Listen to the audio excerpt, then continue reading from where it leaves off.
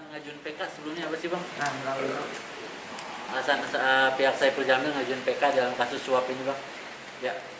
Kalau kita bicara normatif ya, bahwa alasan peninjauan kembali atau upaya hukum luar biasa itu adalah terhadap putusan perkara yang sudah berkekuatan hukum tetap. Itu narapidana boleh mengajukan upaya hukum PK. Pertama. Terus yang kedua, ada alasan-alasan, yaitu ada bukti baru atau keadaan baru yang dijadikan dasar bagi narapidana untuk mengajukan PK. Itulah alasannya. Nah alasannya apa sih Bang? Maksudnya yang menjadi pertimbangan paling besar kalau PK itu harus dilakukan? Itu kan kita bicara novum. Novum itu kan ada alat bukti baru yang pada saat itu belum diajukan dan ada keadaan baru yang pada saat itu belum diungkap. Jadi ada beberapa alat bukti dan keadaan baru yang kami ajukan di situ dalam upaya hukum luar biasa ini.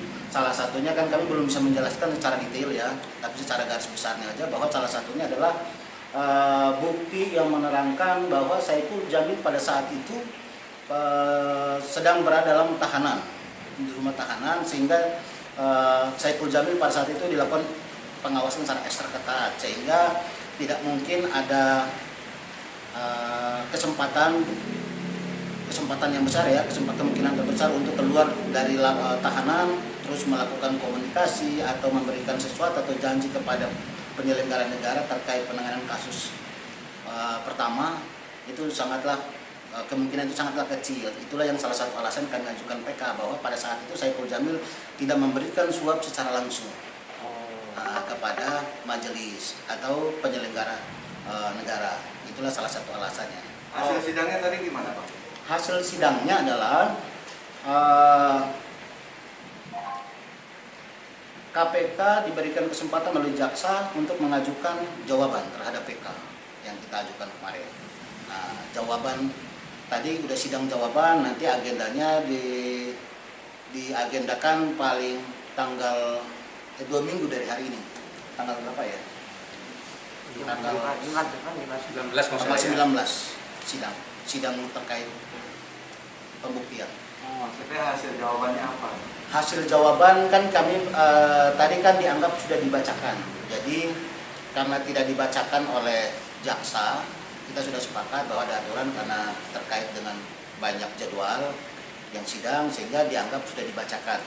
Nah, garis besarnya adalah jaksa penuntut umum melalui jawabannya yang pertama adalah menolak permohonan PK, meminta kepada Hakim Agung untuk menolak.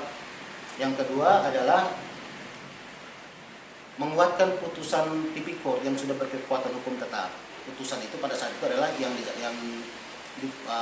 dijalani oleh Saipul Jamil, yaitu putusan hukuman Tipikor itu selama 3 tahun ditambah denda pidana yang harus dibayar itu 100 juta. Kalau tidak dibayar diganti dengan masa kurungan 3 bulan. Itulah yang oleh KPK mengatakan bahwa itu putusan putusan pengadilan negeri Tipikor pada saat itu sudah tepat. Yang ketiga adalah ketika permohonan PK yang diajukan oleh Saipul Jamil ditolak, kan diminta ditolak, maka biaya yang timbul dalam perkara ini dibebankan kepada Saipul Jamil. Itulah jawaban dari permohonan dari jaksa KPK. Mungkin langkah selanjutnya apa Bang, ketika PK-nya itu ditolak dari pihak Saipul Jamil sendiri akan terancang apa gitu ke depannya? Nah, intinya tujuannya Bang, tujuan dari PK ini kan dengan adanya bukti baru bahwa Saipul Jamil tidak terbukti nih untuk melakukan suap nih. Tujuan PK-nya apakah ingin menggugurkan putusan pengadilan kah? Putusan pengadilan ke Tipikor ini atau memang seperti apa? Oke. Kalau kita bicara aturan hukum, permohonan peninjauan kembali kalau dikabulkan maka oleh majelis hakim agung dalam hal ini, maka putusan akan berkurang. Tapi kalau ditolak maka putusan tetap. Jadi tidak berkurang. Jadi Saipul Jamil tetap menjalani masa hukuman sesuai dengan putusan pengadilan pertama. Tapi kalau diterima, artinya putusan pengadilan pertama yang sebelumnya yang diajukan PK akan berkurang. Bang, tapi berkas ini satu berkas nggak sih Bang dengan kasus yang sedang menjalani Saipul Jamil juga saat ini yang soal pencabulan itu hukumannya? Nah. Berkas suap, maksudnya kasus suap dan kasus pencabulan ini berkasnya satu nggak sih bang? Dijadikan satu atau memang seperti apa? Itu berbeda sesuai dengan putusan yang berbeda-beda. Kalau putusan yang pertama itu untuk kalau mau melakukan upaya hukum itu secara terpisah, split itu sendiri. Nah ini yang kita ajukan PK itu hanya terbatas pada putusan pengadilan tipikor yang ancaman hukumannya terhadap Saiful Jamil 3 tahun. Itulah yang diajukan PK.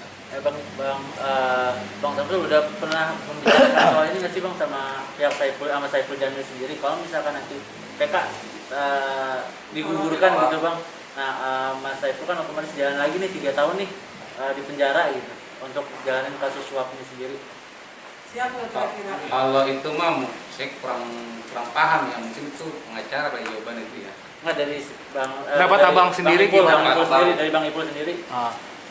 Kalau dari Bang Ipul sendiri, pas saya Dari Bang Bang Samsul. Bang Samsul maksudnya ngobrol nggak sama Bang Ipul gitu. Kemungkinan buruknya kalau Bang Ipul jalanin lagi nih 3 tahun di penjara gitu. Siap apa enggak? Siap atau enggak gitu dari Bang Ipulnya atau menerima aja gitu. Nah itu dia yang pengertian penyampaian ini kan mesti diluruskan juga, artinya itu tapi itu mungkin lebih tepat itu pengacara itu yang jawab kayak gitu ya, artinya kalau ini ditolak artinya kan kayaknya berarti bukan berarti sisanya 3 tahun lagi, bukan, artinya ya itu kan ada keterangan mengenai, mungkin saya kurang paham ya, mungkin bisa disampaikan oleh mengenai pengajuan itu sendiri ya, syarat itu juga gitu kan. Bang Saiful sendiri sudah menjalankan proses yang tentang kasus suap atau belum bang sekarang? Jadi, nah itu dia pengacara itu ya. Nah, kalau kita bicara ini kan akumulasi dari 2 kasus yang berbeda. Kasus pertama itu di Pengadilan Jakarta Utara itu divonis di Pengadilan Negeri 3 tahun, kemudian banding divonis di Pengadilan Tinggi 5 tahun. Per tanggal 15 Agustus 2016 itu putusan Pengadilan Jakarta Utara. Nah, setelah menjalani putusan Pengadilan Jakarta Utara, kemudian Saiful pun divonis dengan Pengadilan Tipikor, dengan putusan Tipikor, yaitu divonis 3 tahun, vonis tertanggal 31 Juli 2017. Jadi akumulasi jadinya 8 tahun. Oke. 5 tahun kasus pertama, 3 tahun kasus yang kedua. Jadi akumulasi 8 tahun. Sampai saat ini udah berapa lama menjalani proses? Kalau kita bicara menjalani proses hukuman di dalam lapas itu dihitung mulai tanggal ditetapkannya sebagai tersangka menjalani masa tahanan, yaitu tanggal 19 Februari 2016. Jadi per tanggal 19 Februari 2021 kemarin itu genap Saiful Jamil menjalani masa hukuman 5 tahun di dalam lapas. Berarti ada bisa melakukan asimilasi. Kalau kita bicara asimilasi terus remisi itu diatur di dalam undang-undang tentang pemasyarakatan, kemudian dijalankan dengan peraturan pemerintah nomor 99 tahun 2012 tentang syarat dan tata cara pelaksanaan hak bagi narapidana. Kemudian dijalankan dengan Permenkumham nomor 3 tahun 2018 tentang syarat dan tata cara pemberian remisi, asimilasi, cuti menjelang bebas, pembebasan bersyarat dan lain sebagainya. Itulah diatur semua di dalam peraturan pemerintah, Permenkumham, termasuk undang-undang. Jadi narapidana selama menjalani masa hukuman mempunyai hak yang sudah diatur oleh undang-undang ya, peraturan mengatur diberikan hak untuk remisi. Berarti ada langkah untuk melakukan hal itu, Pak?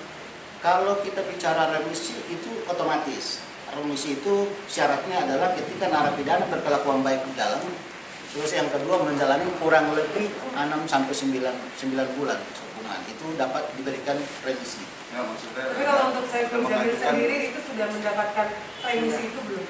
Kalau kita bicara jumlah remisi yang sudah diberikan oleh pemerintah dalam hal ini melalui Dirjen Kumham sampai lapas, itu remisi sampai dengan 2020 itu total remisinya adalah 22 bulan kurang lebih sampai 15 hari, itu remisi yang sudah didapat